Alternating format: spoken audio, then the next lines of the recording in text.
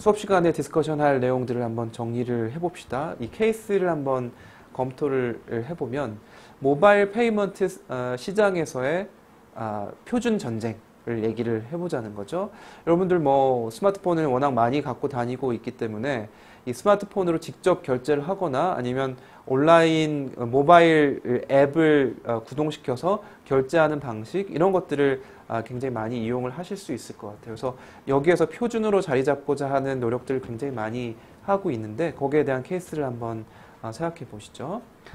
2014년도로 따지면 23억 정도의 사람들이 이 브로드밴드 서브스크립션을 하고 있고 그래서 자기 폰을 가지고 파이낸셜 트랜잭션을 실제로 활용을 하고 있다는 거죠. 그래서 수많은 사람들이 자기 스마트폰을 가지고 금융거래를 하고 주식 투자를 하고 이렇게 하고 있습니다. 그래서 이 시장이 굉장히 큰 시장이 되고 있는데 도미넌트한 모바일 페이먼트 시스템이 15년까지만 해도 지금도 그렇지만 아직 존재를 하고 있지 않은 상태라고 볼 수 있어요. 그래서 몇 개의 그 옵션들, 디자인들이 있는데 첫 번째 옵션은 여기 두 번째 블릿에 있는 건데 삼성이나 애플, 뭐 소프트카드 이런 데에 의해서 개발된 모바일 페이먼트 시스템인데 이거는 스마트폰을 기본으로 하되 NFC 칩을 가지고 결제를 하는 거예요. 그래서 스마트폰 뒤에 혹은 뭐 내장을 해서 NFC 칩을 가지고 결제를 할 때 거기에서 NFC 칩을 리드를 해서 결제를 하는 그런 방식이라고 얘기를 할 수 있겠죠. 그래서 뭐 특별한 그런 뭐 계약이나 이런 컨트랙트를 하지 않고 결제할 수 있는 시스템이라고 얘기를 하면 좋을 것 같아요. 그래서 우리 뭐 애플페이니 뭐 삼성페이니 뭐 이런 것들이 있으니까 결국 얘네들은 NFC 칩이 기반이 돼서 모바일로 결제한 시스템이 될 거고요. 두 번째는 스퀘어나 페이팔에 의해서 만들어진 시스템이라 볼 수 있겠는데 스퀘어 뭐 이런 시스템에서는 NFC 칩을 이용하지 않고 다운로드 할 수 있는 애플리케이션이나 또는 커스터머 인포메이션을 웹에서 트랜스미션 할 수 있도록 만들어주는 방식으로 하는 거죠. 그래서 첫 번째하고 가장 큰 차이점은 NFC 칩이 없이 결제하는 시스템이라고 얘기할 수 있겠습니다. 그래서 스퀘어 같은 경우에는 우리 스마트폰에 그 오디오 잭 들어가는 곳 있죠. 거기에 특별한 디바이스를 연결해서 사람들이 결제할 수 있도록 만들어주는 시스템이라 얘기할 수 있겠고요. 페이팔은 아마 많이 이용을 해보셨을 것 같아요. 이거는 뭐 자기 아이디를 가지고 있어서 앱에서 결제를 할 수 있도록 하거나 혹은 뭐 모바일에서 자기 아이디를 치고 들어가서 결제하거나 또는 페이팔에서 만든 마그네틱 같은 것들을 가지고 자기 어카운트에 접속해서 결제할 수 있도록 만들어주는 그런 시스템을 페이팔에서 만들어 놓고 있죠. 그래서 직접 자기 뱅크의 그 어카운트에 연결을 해서 결제할 수 있도록 그렇게 만들어주는 시스템이고요. 그게 이제 두 번째고, 세 번째는 뭐 월마트나 뭐 베스트바이, 세븐일레븐 이런 몇 개의 그 유통 그 기업들이 라지 머천트라고 볼 수 있겠죠. 이 그룹들이 자신의 자체 시스템을 만든 커런트 C라는 시스템이 있어요. 그래서 위에서 우리가 얘기했던 NFC나 페이팔 이런 거 이용하지 않고 내부에서 돌아갈 수 있도록 만들어준 그 시스템이라고 얘기할 수 있겠죠. 왜냐하면 얘네들이 내부에서 이런 시스템을 만든 이유는 뭐 수수료를 페이팔이나 혹은 뭐 신용카드 회사한테 지불해야 되기 때문에 한 2~3% 정도 그런 것들을 줄일 수 있으면은 프로핏에 굉장히 직결되는 그런 부분이기 때문에 내부에서 그런 시스템을 만들어서 가지고 있죠. 하지만 내부에서 이런 몇 개의 기업들이 만든 시스템이기 때문에 이 뭐 프로드의 문제, 해킹의 문제, 뭐 이런 것들의 문제가 조금 존재할 수밖에 없었죠.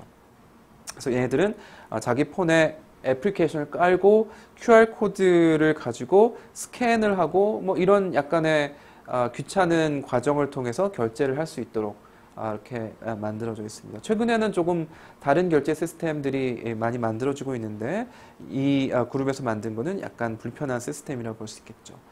그리고 네 번째, 인디아나 아프리카에서 만든 M-페사라는 시스템이 있는데 이 위치에 있는 사람들의 특징이 은행을 이용하지 않는 사람들 또는 거의 이용하지 않는 언더뱅크드 된 사람들, 이 사람들이 어떻게 하면 파이낸셜 트랜잭션을 더 쉽게 할 수 있을 것인가, 빠르고 또 뭐 비싸지 않은 상태에서 할 수 있을까라는 것들을 고려해서 만든 거죠. 그래서 인도나 아프리카에 있는 사람들이 그 계정을 가지고 있는 크레딧 카드를 가지고 있는 사람들이 3% 정도가 된대요. 근데 이쪽에 있는 사람들의 그 스마트폰, 모바일 폰을 가지고 있는 비율은 69%, 3%와 69% 이렇게 차이가 나는 거죠. 그래서 사람들이 모바일 폰은 많이 갖고 있기 때문에 여기에서 돌아갈 수 있는 거를 쉽게 한번 만들어 보자. 그래서 각각의 개인이 가지고 있는 패스포트나 또는 뭐 아이디, 그 우리로 치면 주민등록증 이런 것들을 가지고 쉽게 폰 어카운트를 만들어서 자신의 SMS,